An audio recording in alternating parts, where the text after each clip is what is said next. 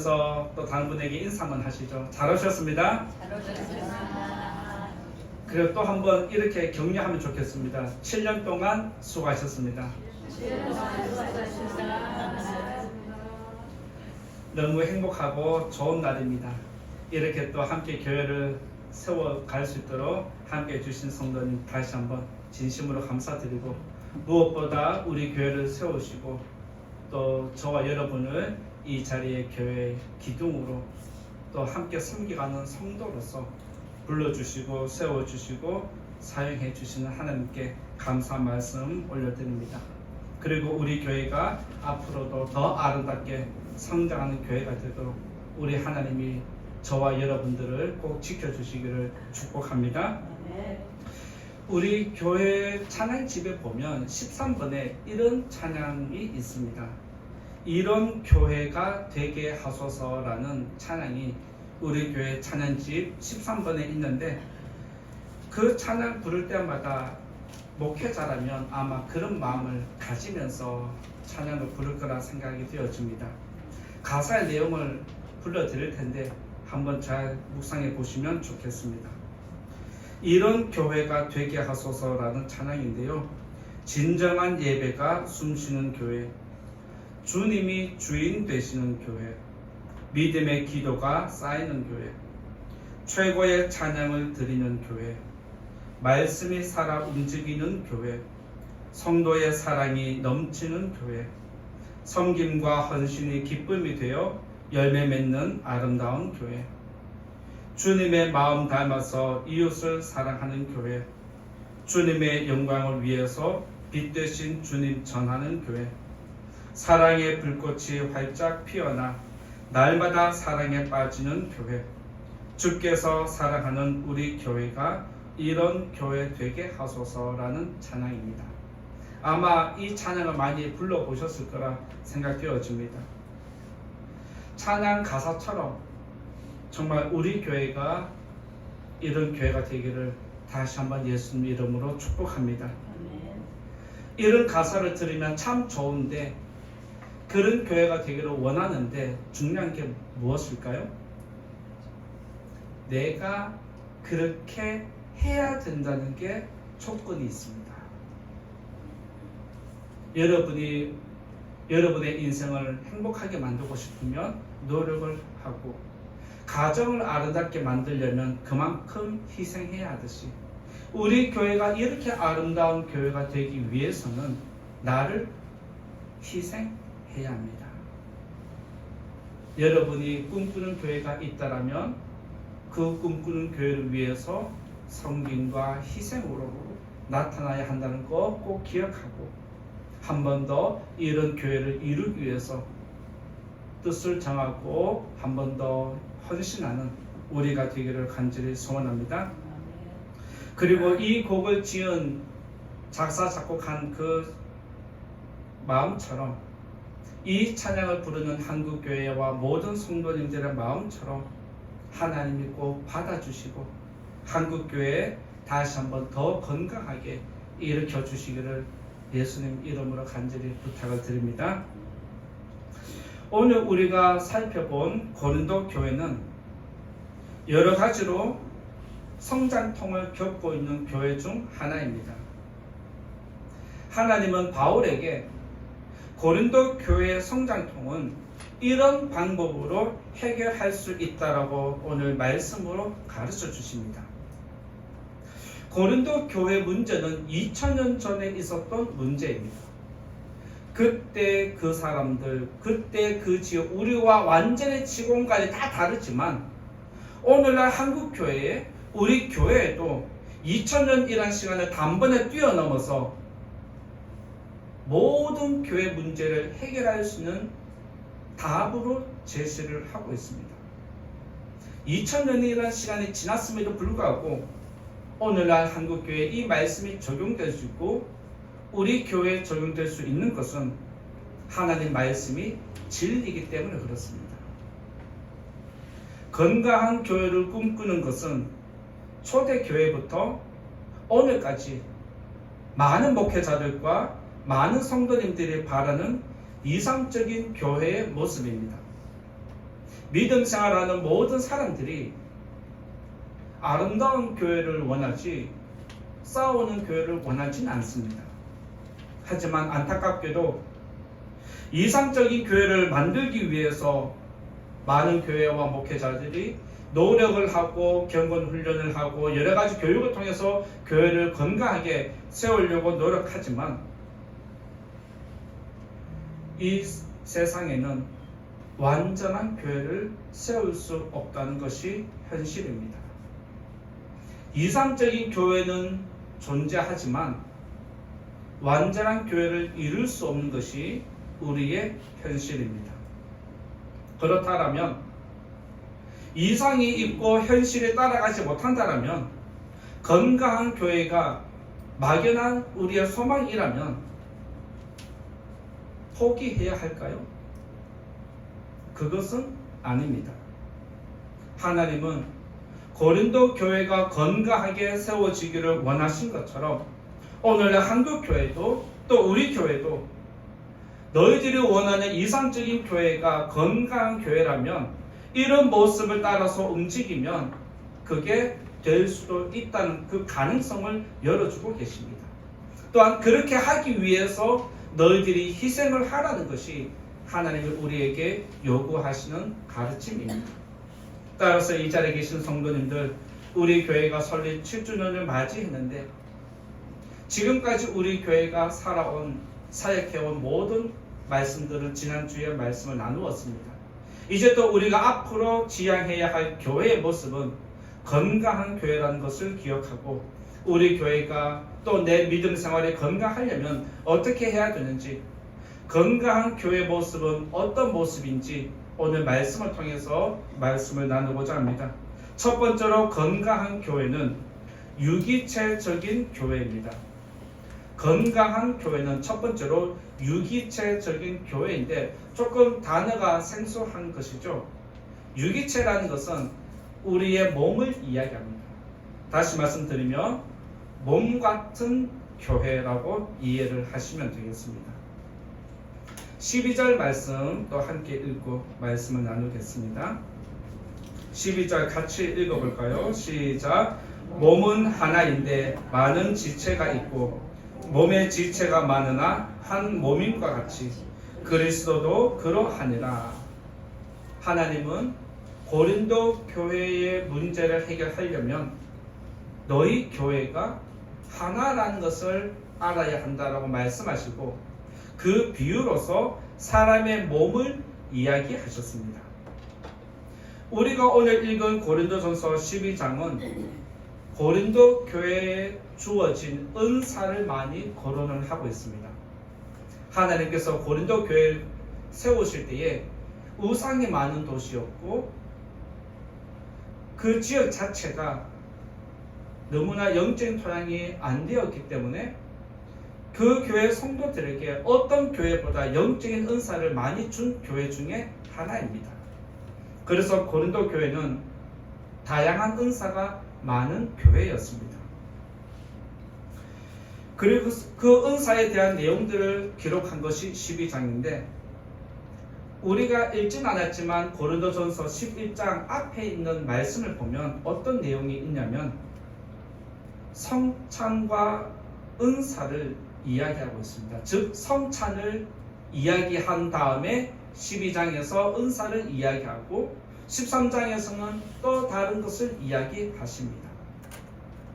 성찬을 먼저 언급한 다음에 은사를 이야기하는 것은 교회의 근본이 무엇인지, 교회가 우선시해야 할 것이 무엇인지 알려주는 겁니다. 우리가 잘 알고 있듯이 교회의 근본은 예수 그리스도입니다. 교회는 예수님의 죽음으로 시작이 되었고 또 교회를 세우기 위해서 다양한 은사를 허락해 주셨습니다. 따라서 은사라는 것은 교회를 다양하게 유용하게 세워가는데 거룩한 도구임에는 틀림이 없습니다. 그러나 여기서 중요한 것은 은사는 도구일 뿐이지 교회의 주체는 아니라는 사실입니다.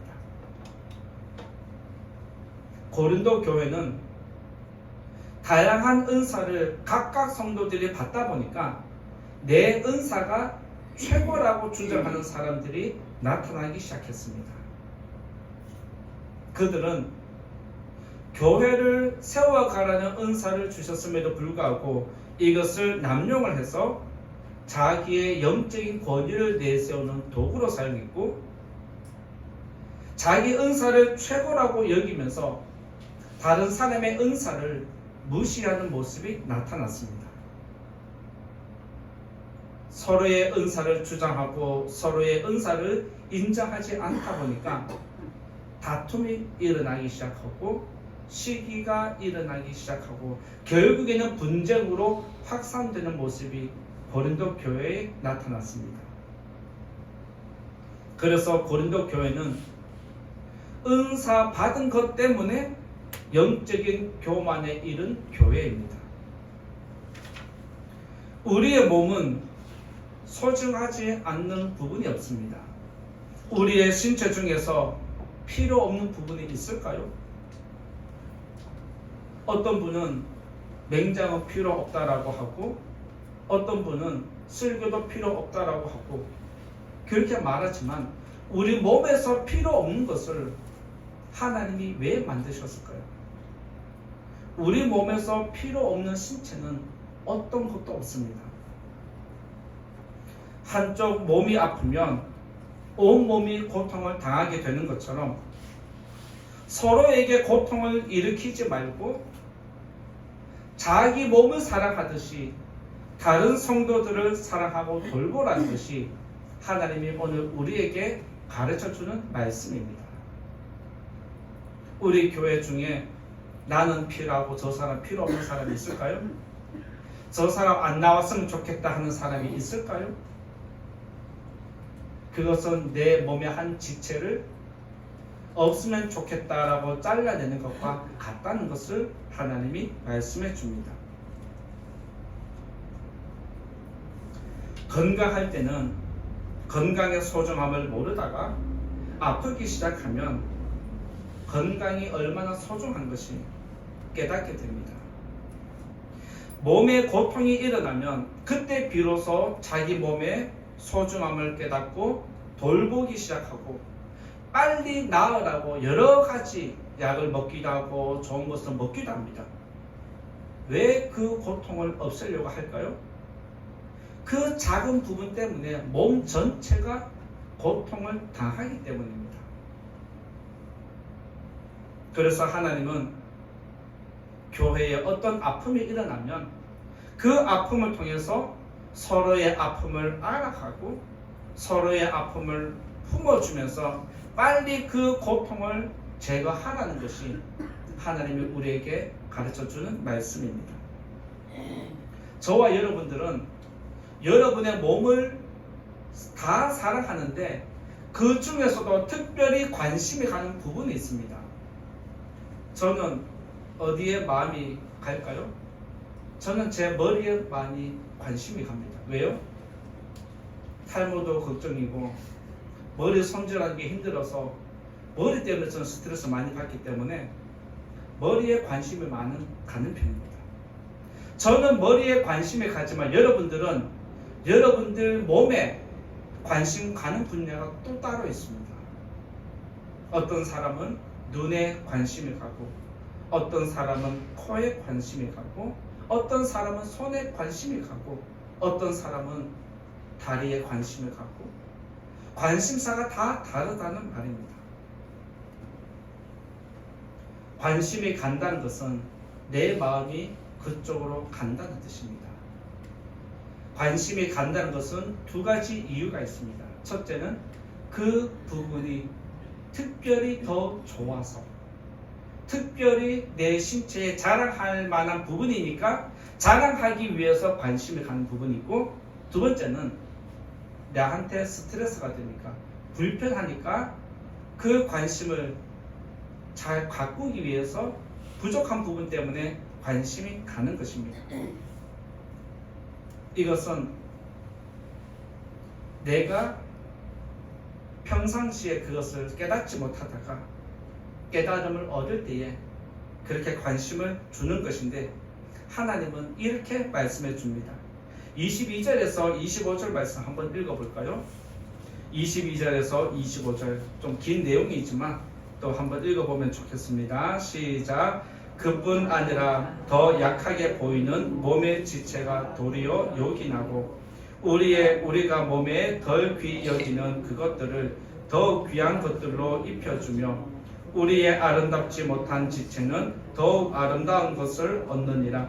그런즉 우리의 아름다운 지체는 그럴 필요가 없느니라. 오직 하나님이 몸을 고르게 하여 부족한 지체에게 귀중함을 더하사 몸 가운데서 분쟁이 없고 오직 여러 지체가 서로 같이 돌보게 하셨느니라. 사람은 관심 있는 분야에 자랑하고 싶은 분야에 마음을 두고 부족한 부분에 마음을 두면서 서로 보완하도록 만들어 놓으셨습니다. 그리고 하나님은 우리가 내 몸의 신체의 단점을 볼 때 나는 이게 부족해, 나는 이게 안 좋아라고 생각할 수 있습니다. 그런데 하나님은 뭐라고 말씀하시냐면 너희들이 생각하는 몸의 약한 부분이 더 요긴하다라고 가르쳐 줍니다. 그리고 너희들은 스스로 생각할 때 몸의 이 지체가 다른 사람보다 비교했을 때 부족하다 싶은데 그 부족한 부분이 오히려 너희 몸에서 더 귀중하다라고 말씀해 주셨습니다. 우리 몸에서 필요 없는 부분이 없는 것처럼 교회 역시 모든 성도가 필요하고 소중하다는 것을 가르쳐 줍니다. 지금까지 제가 목회를 7년 동안 해오면서 개척하고 많은 성도님들이 왔다 가고 했지 않겠습니까? 그 중에 목회자에게 기억에 남지 않은 사람이 없을 겁니다. 그만큼 목회자는 관심을 주고 집중을 하고 그 영혼을 위해서 기도하고 최선을 다해 섬깁니다. 그런데 원치 아니하게 또 여러 사정들이 있어서 여러 환경들이 안 맞아서 떠나는 분들도 있겠지만 목회자는 특히 개척하는 교회 목사는 한 사람이 오면 천하를 얻은 것처럼 기뻐하고 한 사람이 가면 천하를 빼앗긴 것처럼 절망하게 되어 있습니다. 우리 교회가 7년 전에 이곳에 예배를 처음 시작할 때 성인 4명, 초등학생 3명, 7명으로 시작했습니다. 그런데 7년이라는 시간이 지나면서 그래도 어느덧 이곳에 많은 성도들이 채워지셨습니다. 이런 것을 볼 때에 하나님이 우리의 약함을 아시고 돕는 자로서 여러분들을 보내주시고 세워주신 줄 믿습니다. 이 자리에 오신 모든 분들이 소중한 분인 줄 저는 알고 있습니다.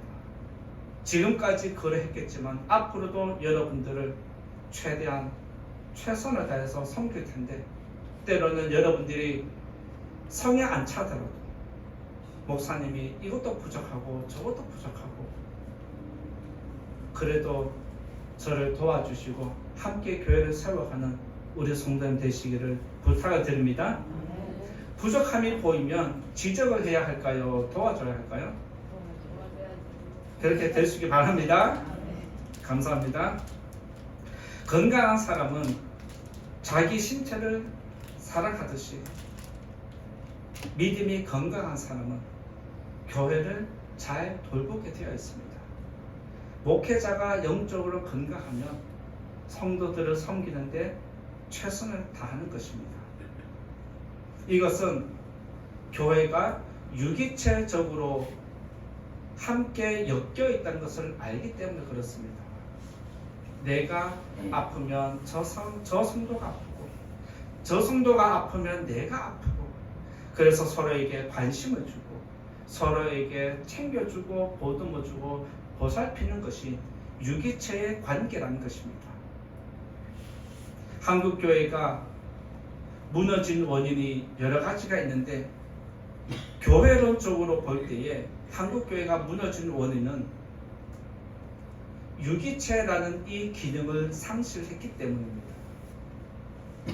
한국 교회가 무너진 것을 교회론적으로 이야기를 하면 유기체 기능을 상실하고 교회가 조직화되었기 때문입니다. 교회가 성장하는 것도 좋지만 그 이면에는 성장하면서 따라오는 것이 조직화인데 그 조직화 이면에는 그림자가 있습니다. 무슨 그림자일까요? 교회가 조직이 형성이 되고 뿌리를 내리기 시작하면 직분은 계급이 됩니다. 내가 이 교회에 헌신한 것이, 섬긴 것이 명예가 됩니다. 그래서 어떤 교회 성도님들은 내가 교회에 어떤 물건을 기증을 하고 헌물을 했으면 그 물건이 사라지면 싸웁니다. 내가 이 교회에 피아노를 헌물했는데 피아노 어디 갔냐고. 다른 거는 몰라도 내 피아노 치면 안 된다라고. 내가 이 교회에 충성하고 출석하고 이렇게 몇십 년 동안 헌신했는데 내 헌신을 몰라준다고 이렇게 화를 내는 분들이 의외로 많이 있습니다. 그 이유가 무엇이냐면 교회가 조직화되었기 때문입니다. 교회가 계급이 형성이 되면 높은 자리를 차지하기 위해서 서로 싸우게 되어 있습니다. 우리 교회는 조직화되지 않기를 바라고 우리 교회는 한 몸인 것처럼 항상 서로 보듬어주는, 서로 섬겨주는 우리 교회가 되기를 예수님 이름으로 부탁을 드립니다. 두 번째로 말씀드릴 것은 건강한 교회는 두 번째로 든든한 교회라고 말씀드릴 수 있습니다. 든든한 교회라고 제가 또 붙이긴 했는데 20절 말씀 읽으면서 왜 든든한 교회라고 했는지 말씀드리고자 합니다. 20절 같이 읽어봅니다. 시작. 만일 한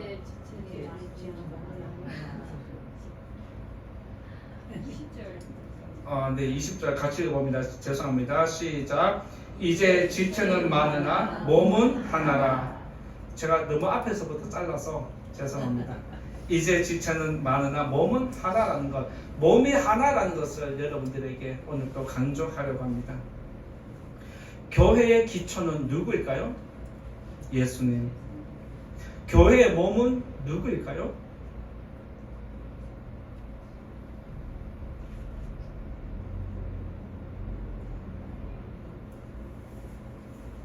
교회의 지체는 예수님.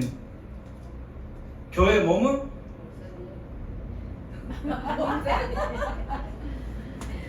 교회의 몸은 예수님. 교회의 머리는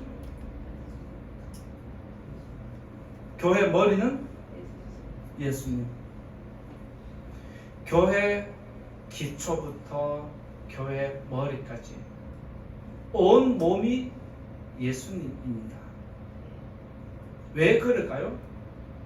교회는 예수로 시작해서 예수로 지어지고 예수로 완성되기 때문에 그렇습니다. 따라서 교회는 곧 예수님이 되십니다. 그리고 이 교회를 예수님을 든든하게 받쳐주는 교회 기둥이 있는데 그 교회 기둥을 많은 신학자들은 세 가지로 정의를 내리고 있습니다. 교회 기둥을 받치는 기둥은 세 가지가 있는데 첫째는 말씀입니다. 그리고 두 번째 기둥은 성례입니다. 성찬과 세례입니다. 성찬과 세례를 포함해서 성례라고 부르고 있습니다. 그리고 세 번째 기둥은 권징이라는 것입니다. 교회를 세우고 모든 것을 지탱하는 것은 기둥이 있는데 그 기둥이 잘 버티어줘야 건강한 교회가 세워진다는 사실입니다.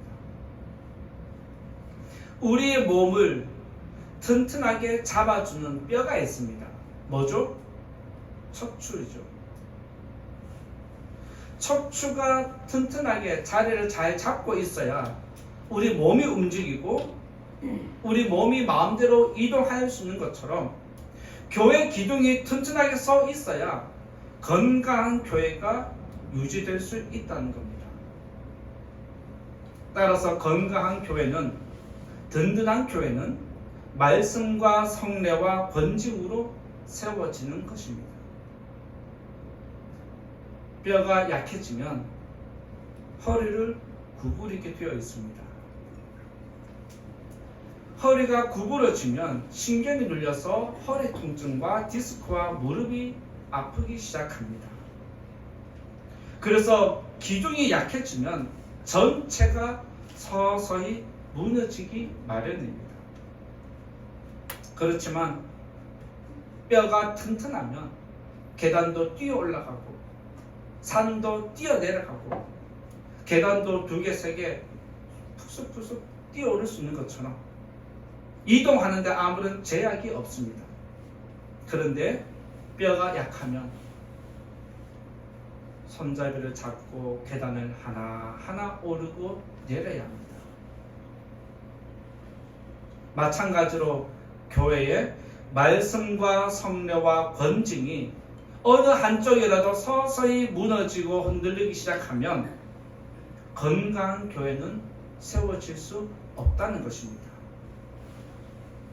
그런데 이 3가지만 잘 정립이 되고 이 3가지 기둥만 잘 버티고 있으면 언제든지 건강한 교회를 세워갈 수 있다는 것을 우리가 알 수 있습니다. 그런데 고린도 교회 성도들은 영적 권위와 자기가 받은 은사 때문에 세상의 자랑으로 교회의 기둥을 흔들기 시작했습니다. 그래서 고린도 교회는 성장하는가 하면서도 성장통 때문에 더 주저앉아 버리는 모습이 나타납니다. 고린도 교회는 자기만 생각했기 때문에 우리 교회 전체가 아픔을 당한다라고 생각하지 않았습니다. 내 은사가 최고이기 때문에 다른 사람의 은사는 필요 없다라고 무시를 하면서 교회가 흔들리기 시작한 것을 잊어버렸습니다. 다른 지체가 영광을 받으면 그 영광이 누구 거? 내 거. 내가 고통을 당하면 내 고통을 다른 사람이 당하고 있다는 걸 모르는 겁니다. 그래서 고린도 교회 성도들은 저 사람이 영광을 받으면 시기하고 질투하고 내 영광만을 위해서 다른 사람을 필요 없다라고 잘라내야 하는 것이 그들의 모습이었습니다. 그런데 하나님은 26절에서 이렇게 말씀을 해주십니다. 26절 한번 같이 또 읽어보겠습니다. 26절 시작.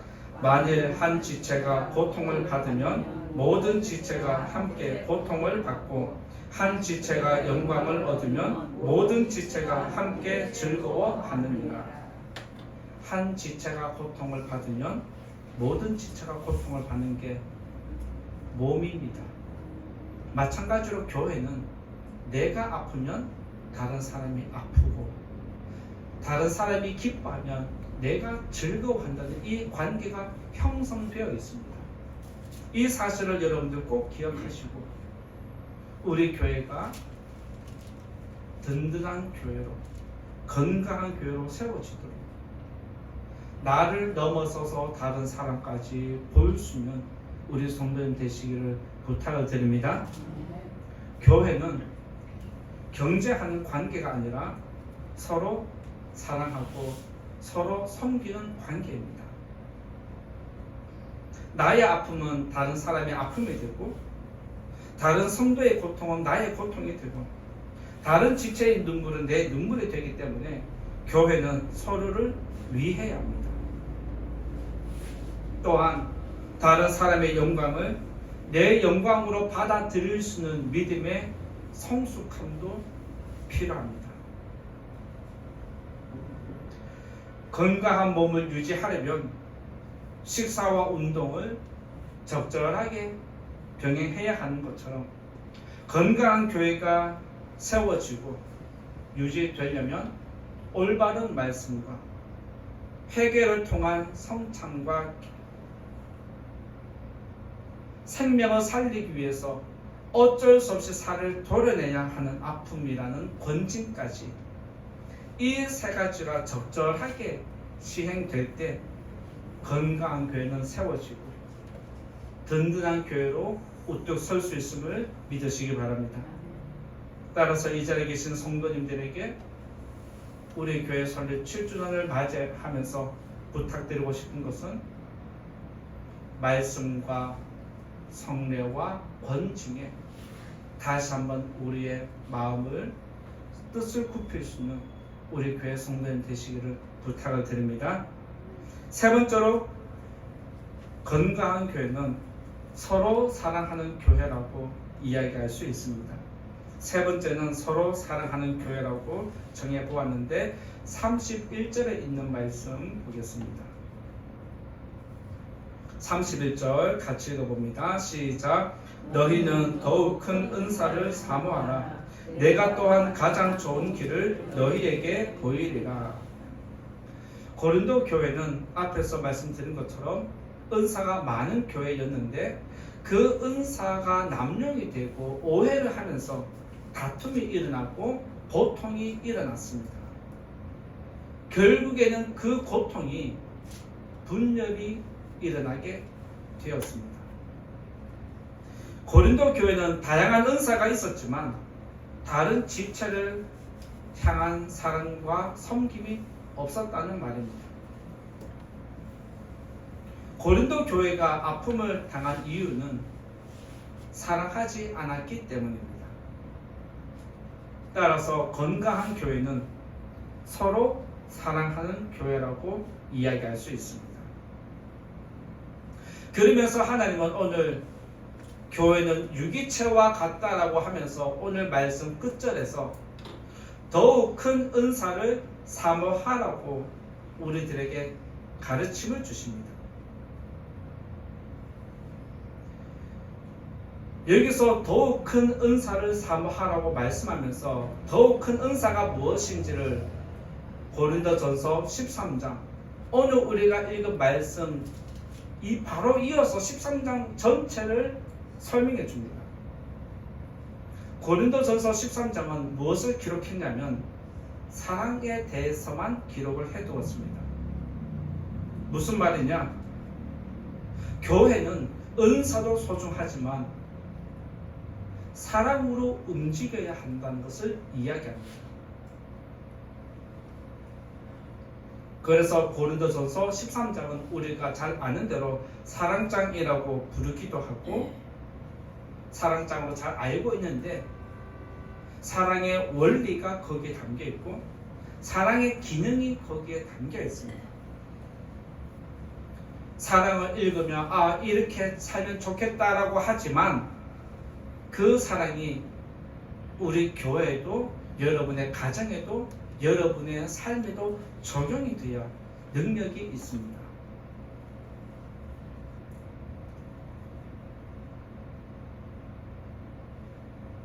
우리의 몸을 지탱해주는 뼈가 있어야 하는 것처럼 교회도 기둥과 같은 역할을 하는 것이 말씀과 성례와 권징인데 이것 또한 사랑으로 시행해야 한다고 하나님이 말씀을 해 주셨습니다. 따라서 교회는 올바른 말씀을 선포하고 성례를 제때제때 시행하고 권징을 통해서 건강한 교회를 세워가야 하지만 그 안에 항상 넣어야 할 것은 사랑이 담겨 있어야 합니다. 사랑이 없는 교회는 알맹이가 빠진 쭉정이와 같습니다.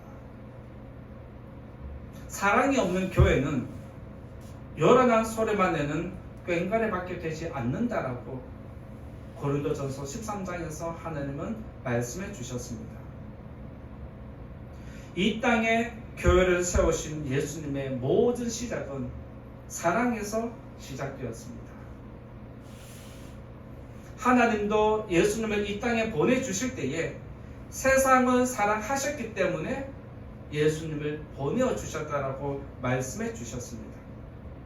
따라서 교회는 성부와 성자와 성령 하나님이 이 땅에 사랑을 나타내신 것이고, 교회는 하나님의 사랑이 담긴, 삼위 하나님의 사랑이 담긴 사랑의 결정체라고 할 수 있습니다. 그래서 교회를 생각하면 사랑이 떠올라야 합니다. 교회를 출입하는 성도들은 교회에서 사랑을 받아야 사랑을 나누어 줄 수 있는 것입니다. 교회를 교회답게 만드는 것은 사랑입니다. 제가 서론에서 이런 교회가 되게 하소서라는 찬양 가사를 쭉 읽어 들었는데, 거기에 한 번씩 나오는 단어가 있는가 하면 반복적으로 몇 번 계속해서 나오는 단어가 있습니다. 그 단어가 사랑이라는 단어입니다. 말씀을 보더라도, 기도를 하더라도, 예배를 드리더라도, 무엇을 하더라도 항상 무엇으로 시작해라? 사랑으로 시작하는 것을 가르쳐 줍니다. 그래서 교회를 교회답게 만든 것은 사랑입니다. 하나님의 사랑을 깨달으시고 하나님의 사랑을 받은 백성이라면 이제 우리들을 통해서 하나님의 사랑이 나타나야 할 줄로 믿습니다. 저와 여러분들이 하나님의 사랑을 나타내는 거룩한 성도님 되시기를 예수님 이름으로 부탁을 드립니다. 이제 결론의 말씀 드리고자 합니다. 건강한 교회는 조직화되지 않도록 방지하는 것입니다. 그리고 말씀과 성례와 번증이 바르게 시행하면서 사랑으로 덮는 것이 건강한 교회입니다. 머리부터 발끝까지 피가 흘러야 살아 움직이는 것처럼 교회 역시 온 교회 모든 성도님들이 사랑이 흘러야, 성령의 교통하심이 일어나야 교회가 따뜻하고 온기가 있고 사랑이 흘러가는 줄 믿습니다. 교회 설립 7주년을 맞이해서 앞으로 우리 교회가 10주년을 향해서 나아갈 텐데, 우리 교회가 지금보다 더 아름다워지기를 원하고 더 사랑이 풍성한 교회가 될 수 있기를 예수님 이름으로 축원드립니다. 아멘. 말씀을 생각하면서 같이 기도하면 좋겠습니다.